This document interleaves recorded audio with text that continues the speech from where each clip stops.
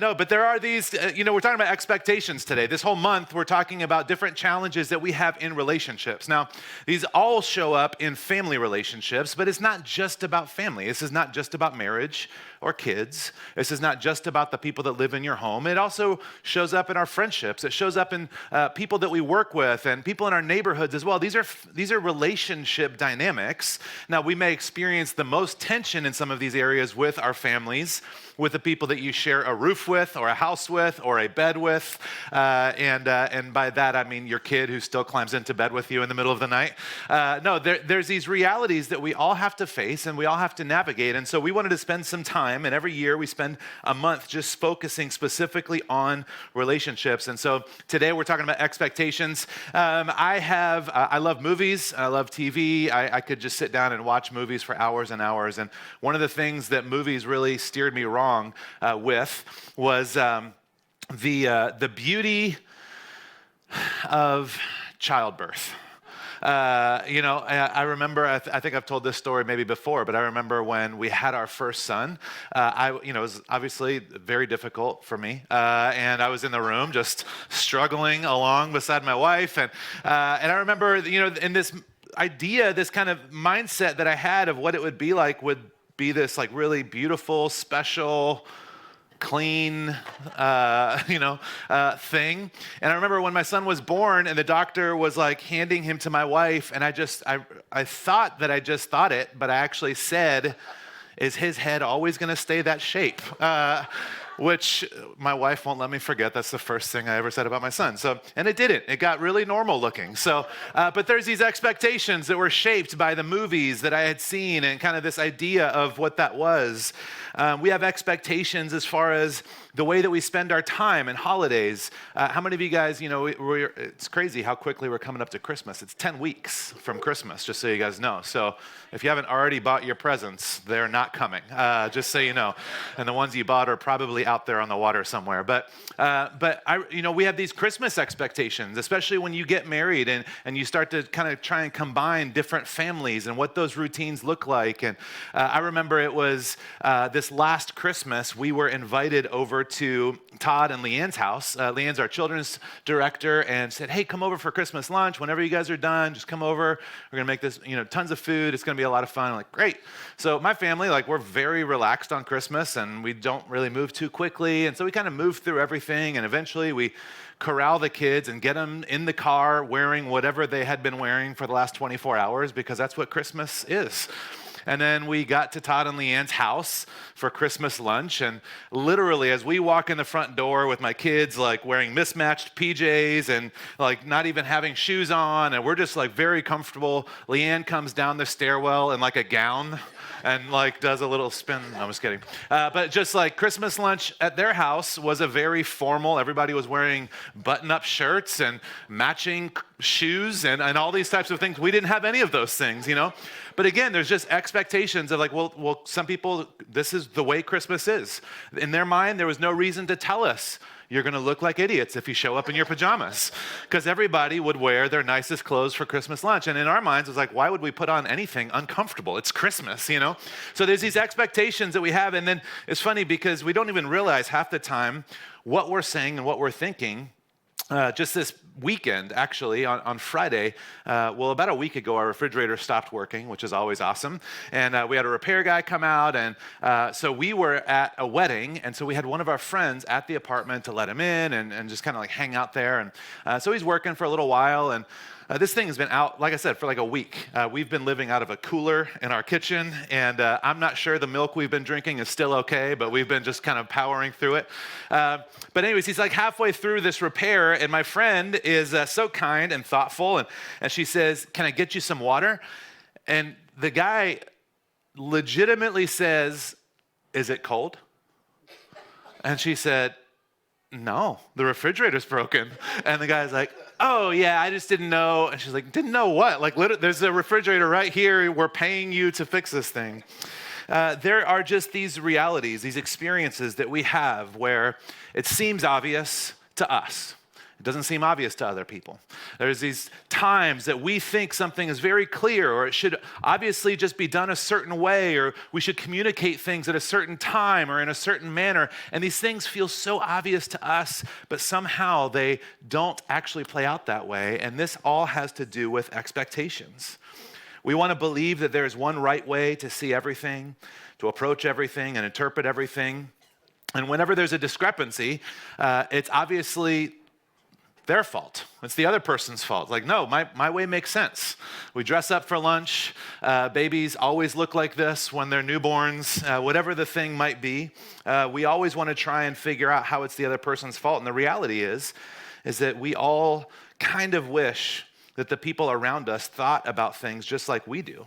It would be so much easier if people just were a little bit more like me in every way. It would make things just run so smoothly. And this is the challenge that a lot of us really kind of wrestle with. And so I want to kind of talk about this a little bit, because I think what happens, and again, this is not just about marriage or if you have kids, this is really about all kinds of different relationships. And so we kind of show up in life, and we don't necessarily always realize it, but we have this box. And inside a box it's full of kind of hopes, dreams, assumptions, and kind of the way that you have been raised, the family you grew up in, the communities that you grew up in. And so you kind of have this thing, and we may not always be aware of it. Usually we become very aware of it when we get married, because all of a sudden you like crash two things together. But sometimes people figure this stuff out as they're in college or in high school even, or even if you choose not to be married, there's just this reality. We start to learn these things. We have these hopes, desires, dreams, and they're all kinds of different things. I just have wooden blocks. There's nothing too creative here. But you have this idea of like what your career will look like, and kind of the assumption that comes along with that. You have an idea of like what kind of car you'll drive, or what kind of car you won't drive, whether you're a minivan person or not a minivan person. You have this idea of whether or not you will get married, and the assumptions that come along with, well, who's going to do what chores, which is always a fun conversation. I just started premarital counseling with a couple this last week, and we started going through this. I have this list of, okay, well, who do you think is going to do this? And it's like a list of 50 different things, and it's always hilarious. Who assumes what the other person is going to do? There's always these, well, my mom always did that, and so obviously you'll always do that. Or my dad always did this, and so I'll do this. There's this just list of things you just assume because this is the way it was in your life growing up. This idea of like, how do we want to raise our kids? How do we want to talk to our kids or discipline our kids? You have this idea of different dreams and passions and all these different types of dreams, hopes, desires that you have, the way that you want to interact with friends, the way that you want to have and build friendships, and also the way you want to be treated by friends. You have all of these different things, and we have these hopes and dreams and desires, and then ultimately what happens is we're in a relationship, and it can be any relationship. It could be a relationship with a spouse or a friend or a roommate. It can be a relationship with your kids. It can be any kind of relationship, and we take these hopes and dreams and desires and kind of these assumptions really of the way that things are going to go, and we just say, here, this is how it should look. This is what it's going to be like. And it's not mean. We don't have mean intentions. They're hopes. They're dreams and desires that we have had. Maybe we didn't even realize we had them all, but it's just this assumption of, here's your responsibility is to make sure that things happen this way. And all of a sudden, what becomes, or what started off as this innocent, beautiful, kind of almost even subconscious thing becomes these expectations. And it's something that you feel like you're owed, something that you feel like another person is responsible to make sure that you get these things. Expectations are the strong beliefs that something will happen or will be the case in the future. The strong belief that something will happen or will be the case in the future. He or she or they may not do this now, but in the future, I'm sure that they will learn to be kinder to me in the morning and speak gently before I've had my coffee. At some point in the future, something will happen. At some point, this idea that the things will become a certain way, that this is kind of what expectations are, this reality that something will happen or it will be a reality, will be the case in the future. And oftentimes it happens, and these are created by two different ways. We attempt to recreate or to avoid something from the past. We attempt to recreate or avoid something from the past, and that takes hopes, dreams, and desires, and it turns them into expectations. And this can be in really healthy ways. This can be in unhealthy ways. We can be conscious of this. We can be unconscious of this. I grew up in a really chaotic home. The last few years that my parents were together, there was all kinds of chaos. And so I spent the next 15 to 20 years putting every ounce of effort that I could be in making sure that my home looks nothing like their home. I will not have this. And all of a sudden, even though it comes from a good place and good desires, there's this expectation that it will not look like it used to look like. Some people grew up in really healthy homes and they had really healthy relationships with their parents, or they saw that their parents had a healthy marriage together, or whatever it could be. And there's this expectation that it will look exactly like that thing. This attempt to recreate or to avoid, all of a sudden you show up with this case of things that are not necessarily ill-intentioned, but they just become these expectations that you place on someone else, and it can cause so much tension. It needs to look like it used to. It needs to look like that relationship looked, or it can't look like it used to. I won't allow it. There's a passage I want to look at today. It's in Luke chapter 10. And there's a few Bible stories and a few passages that I try and avoid as much as possible. And this is one of those. This is a passage that I feel like has been twisted and abused and really kind of used poorly in a lot of different ways. And it's my intention and my goal to not do that today. But I recognize that some of you may come, if you've heard this passage, you may show up and you may listen to this and hear it through a very specific filter or lens. You may have like this idea of what this means based on what you've been taught or told before. And I want us to do our best just to kind of like take all of those things aside, and I want to read through this story together because I think it really does illustrate some expectations in a really powerful way. Verse 38, it says, as Jesus and his disciples were on their way, he came to a village where a woman named Martha opened her home to him. Now it's interesting because this isn't just like, oh yeah, Jesus, come stop by. Like Jesus traveled with an entourage. He had a posse of people. And so opening your home to him meant you are feeding at least 12 other people and probably more. There's this reality of, is there enough space? Is there enough food? Is there enough water? Is there enough way? Can we honor this rabbi in this way? So it's not just, oh yeah, Jesus, come over. It's a whole thing. It's a big to-do. It says she had a sister, Martha, she had a sister called Mary who sat at the Lord's feet listening to what he said. But Martha was distracted by all the preparations that had to be made. She came to him and asked, Lord, don't you care that my sister has left me to do the work by myself? Tell her to help me. So even adult siblings have these same exact fights that my kids have as 6 and 10-year-olds. So there's this piece, and I want to pause here before we read into the rest of the story. And I want to call this out because I just want to be as clear as I can. A lot of times I have heard this story taught. I've heard this passage taught in a way that communicates that Mary was doing the good thing and Martha was doing the bad thing. That somehow Mary was making right choices and Martha was making bad choices. And the reality is there's, as in almost every aspect of life, there's a lot of different kinds of people. People are wired differently. Did you guys know that? I'm going to blow your minds here. People are wired differently. They have different interests and skills and abilities and kind of natural tendencies. And that is so clear in family relationships. You can see that in a spouse. You can see that in your kids, the way your kids are different from each other. You can see that with roommates and with friends. You can see that with your adult family members. People are just different, and they take things and they hear them in different ways. And so this passage is not about one being right and the other being wrong. This is not about Martha somehow failing and Mary somehow getting it right. And I want to look at this just a little bit. These two find out that Jesus is coming to their house, and I think that they both probably automatically and maybe instantly had these assumptions of what they were going to do. I know when I invite people over to my house suddenly and without telling my wife, I have assumptions of what that will look like. And then she has assumptions of what that will look like. And mine is like, it'll be great. They'll be here in a little while. And her assumptions are like, awesome. Let's clean. Like, what? Why would we clean?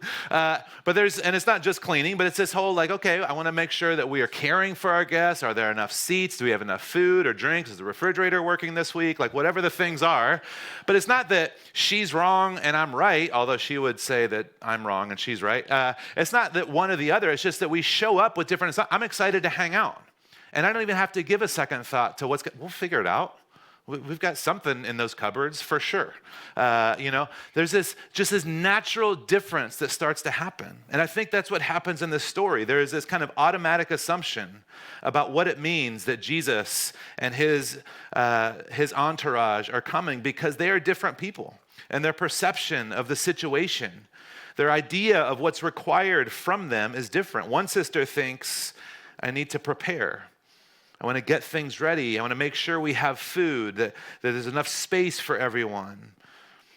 The other sister thinks, this is exciting. This is thrilling. Jesus is coming to our house. And I can't wait to just sit and listen. I can't wait to just spend time with him. It's not that one's right and the other's wrong. It's that they are wired differently. They have very different expectations of what this is going to look like in this moment. The belief, the idea of what will happen is very different. And I think that the reality is our expectations are so obvious to us most of the time that we assume that they don't need to be said. We're coming up on 14 years of marriage, and we still have this argument. Like, what do you mean you invited people over tonight without asking, and they're going to be here in 10 minutes? It's like it doesn't matter how much time has passed. There's still this just assumption of like, yeah, it'll be fine. There's this reality that we just kind of move into this. It's just a natural thing. It's so obvious to us. We don't always feel like we have to voice these expectations. I remember the first year we got married, we lived in what must have been the smallest apartment that anyone has ever lived in before. But it was a really incredible, beautiful city called Corona. So it was totally worth it. I'm just kidding. We lived in this tiny apartment, and whenever we would have people over, this tension would kind of arise in the way that we're different, wired differently, and Ez would say, okay, we got to a point where I was like, well, can you just tell me the list of things that you want me to do? And I'll do them. She's like, great. So I was like, yes, we solved this. So she gave me a list, like, yeah, I need you to, whatever it is, clean the dishes and straighten up the sofa, which also was our bed. I'm just kidding. It wasn't that small, but it was very small. Give me a list of things to do. And I was like, great, I will do those before they get here. And then I would go back to doing whatever it was, which was probably nothing worth doing. And then she would just get frustrated again, like, what are you doing? I was like, just chilling. She's like, well, what about the things? I was like, yeah, I'm going to do them before they get here. And then she would just start doing those things. I was like, what are you doing? Why are you doing these things? I said I was going to do it. She's like, well, just do them now. I was like, well, then say that, like in the list of these expectations. But it's not that she's wrong and I'm right. There's this assumption. She's like, well, if these are what you need to do, then why don't you just do those now? And then we can be ready and relax and take a breath before people get here. And I'm wired lazily and procrastinatorily. Yeah, that's why I stick to my notes, you guys. I'm wired very differently. And it's not a bad or a good thing, although it creates tension in different ways. It's just a total difference. And there's just an assumption of why wouldn't you just do it the way that I do it? Or why wouldn't you just be okay with me doing it the way that I do it? We all have these challenges. We suffer and we feel this tension when our experience falls short of our expectations. Richard Rohr has this quote. He says, every unrealistic expectation is a resentment waiting to happen. Every unrealistic expectation is a resentment waiting to happen. And I have kind of adjusted it a little bit just because I feel like it's easier for me to remember. And this is really stuck in my mind. But this idea that unexpressed expectations are resentments waiting to happen. When you have an expectation and you have not made that clear, or maybe haven't made like the whole part of that expectation clear. It's like, yes, here's part A and then also part B. When you have expectations that you haven't communicated, you haven't told someone about, you haven't shared with your partner, with your spouse, with your roommate, with your friends, how you want to be cared for and loved by friends, it shows up in so many different ways. Unexpressed expectations are resentments waiting to happen. And then we get angry and we get frustrated. And again, I've seen this happen in so many different ways. I've even seen this happen in workplaces with bosses and teams. I've seen this happen with friends who just absolutely pour all of themselves out. And they love their friends in a specific way. And they just expect their friends to do the same exact things for them. And it's this unexpressed expectation. And it ends up becoming incredibly painful. Martha comes to Jesus. She's concerned, frustrated, upset, whatever it might be. She's angry. The scripture says that she's distracted by these things. She can't fully focus on what's happening or even what she's doing. And again, what I have grown to realize over the last 14 years is that she's probably doing what she loves. I know when I have people over, aside from all of the differences that I just shared, I love cooking food for people. And there's times when my wife gets frustrated with me because I'm in the kitchen cooking and preparing and getting seconds for people and getting dessert ready or what. I love that stuff. I love knowing that there's people hanging out and talking and that I am serving them food that is mostly edible. There is nothing better than that experience. And it causes a frustration on that side too. There's this reality that I think that all of a sudden she's distracted and frustrated because of the way that she's wired, and she feels like Mary is not actually stepping up to those expectations that she has. I saw this graph this week. I recreated it just because I thought it was actually super helpful for me. Do we have the, that's the one. I don't know how to explain that. So you have expectations that are realistic or unrealistic. They may be helpful, they may not be helpful. And when you have these expectations, if the expectations are blocked, then usually we end up feeling anger. Like I was supposed to get this thing and somebody blocked that from me, and now I'm angry. If you're not sure if the expectations are going to play out, it starts to create a sense of anxiety, this kind of, I don't know how it's going to go. I don't know if he's going to say something stupid. I don't know. Even on, it was yesterday, our kids were hanging out with some friends, and one of them texted me. She's like, oh, Arlo, who's my 6-year-old, started singing this song, and all the other kids thought it was so great, and I got terrified. I had this anxiety because his favorite song to sing right now is I Like Big Butts, and I Cannot Lie, which his mom taught him. But there's a sense of like what the uncertainty of what was said, what's going to happen, how are people going to react. It creates this anxiety. And that's for those of us that have an expectation. For the people that we are putting our expectations on, the people that we have delivered the basket of expectations to, if somehow they didn't feel like they were able to accomplish the expectations, it creates a sadness in them.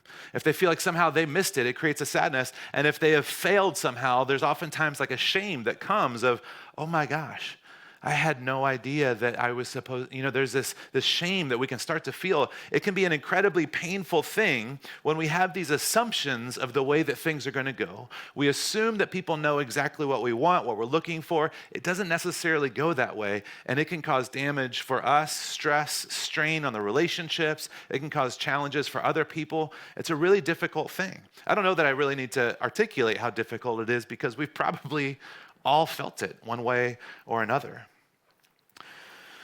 And then we start to stew on some of these things. We replay them in our minds.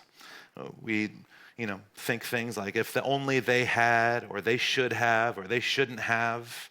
We have these thoughts and these frustrations. And I think that it's interesting because for Martha, who was in the kitchen working and serving and getting things ready, Jesus had just finished telling this parable of the Good Samaritan and how important it is to serve and care for and give and do for others. And so it's like, well, she's crushing it. There's this justification of like, I'm doing the thing that I'm supposed to be doing, and she's not. It's this tension that starts to happen.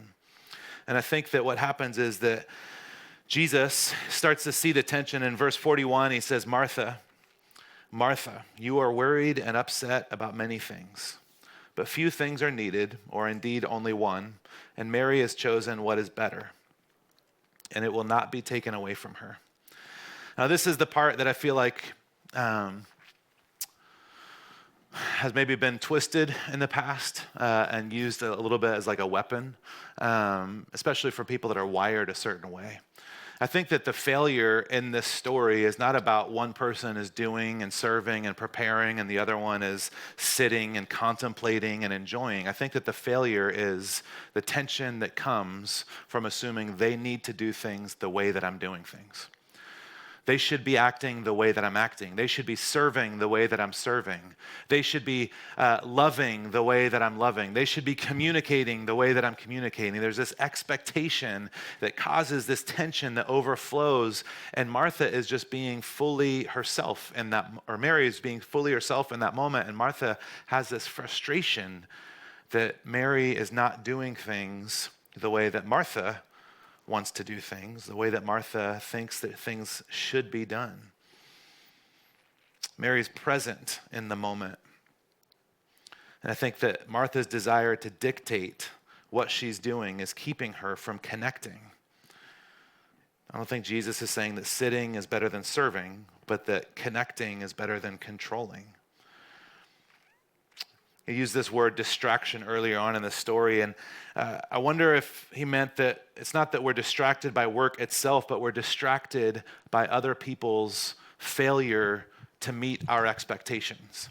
And all of a sudden, now I'm not happy about what they're doing, and I'm not even able to enjoy what I'm doing. All of this is now bad. All of this is now frustrated. I'm owed something. They've somehow shorted me something that I'm owed. And I think that ultimately Jesus invites Martha to confront herself and to confront her own expectations.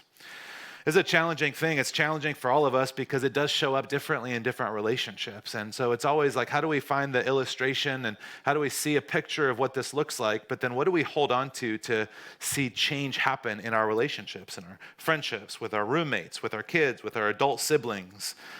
Philippians chapter 2 says this in verse 3 and 4. It says, don't let selfishness and prideful agendas take over. Embrace true humility and lift your heads to extend love to others. Get beyond yourselves and protecting your own interests. Be sincere and secure your neighbor's interests first. There's this thing that echoes all throughout the New Testament. After Jesus' teaching about, I want you to love others as I have loved you, it's said about 1,000 different ways through the rest of the New Testament, this idea of you need to be willing to sacrifice yourself for others, follow the law of love, the law of Jesus, this idea of the way that he says, secure your neighbor's interests first. It's this setting myself aside in order to care for others. And I think that one of the ways that this shows up in our relationships is this invitation to set our own expectations aside. And instead of assuming that they owe us something, that our spouse, some of us assume that our kids owe us something.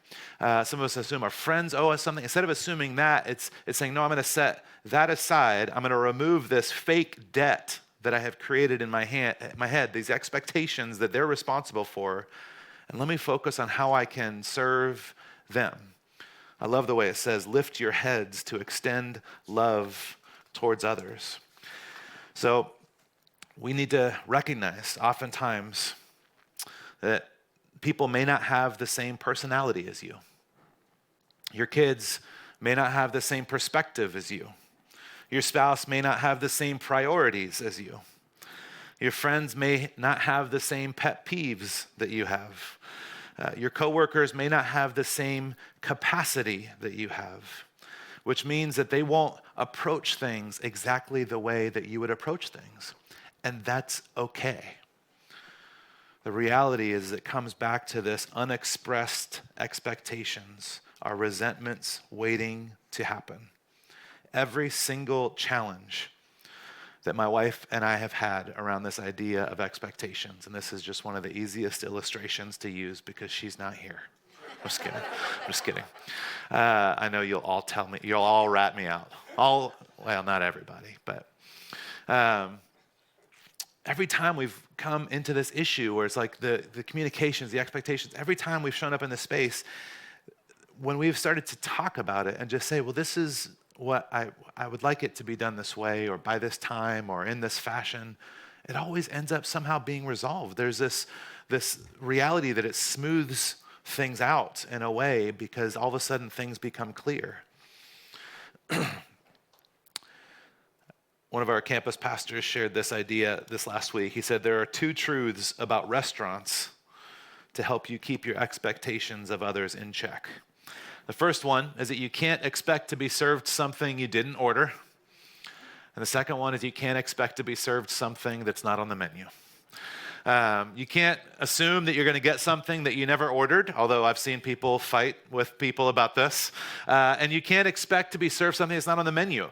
I worked at In-N-Out. I had a long, illustrious career at In-N-Out. I was there for 5 years. And I will never forget the time that a customer was shouting at me because he wanted a chicken sandwich. And he used to get a chicken sandwich at In-N-Out. And how dare I tell him that there was not a chicken sandwich? And he was dead serious. It was not a prank. It was like he was committed to the bit. And it took everything in me not to laugh because it was ridiculous. You are asking something from me that's not even possible. It's not available. It doesn't exist in this world, in this dimension. This isn't a reality. In-N-Out does not have chicken.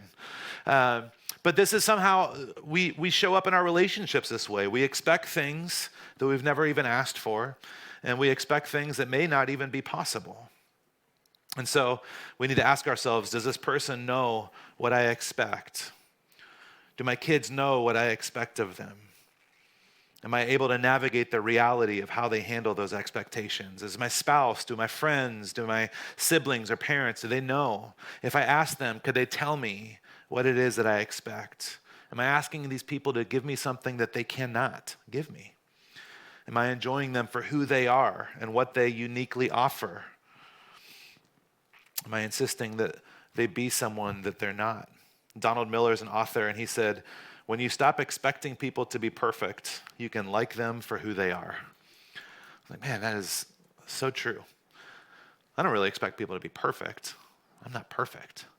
I just expect them to be like me, or at least as good as me in the ways that I'm good or bad. Anyway, just be like me. As we start to hang this idea up, this false assumption up, and we can begin to enjoy people for who they are. And with Mary and Martha, it's not about one being good and the other bad, and working is bad and sitting is good, or vice versa. There's different ways to demonstrate love. What if they are both right, and the only wrong thing is expecting someone to be who they are not and who they cannot be? Releasing others to be different from me is the key to reducing anger and anxiety in relationships.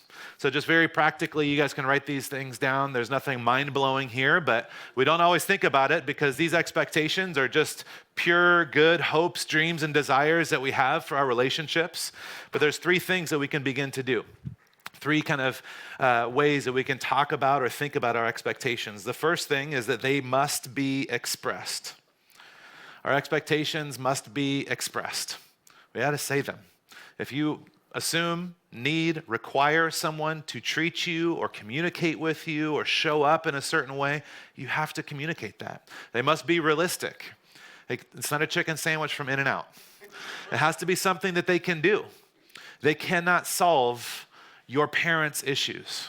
They cannot heal the pain that you've experienced in the past. They cannot provide you with something that only God has actually created or is able to provide you. You're created with something that only God is actually be able to fulfill. It has to be realistic, and it may need to be negotiated. It may need to be negotiated and renegotiated, maybe every year.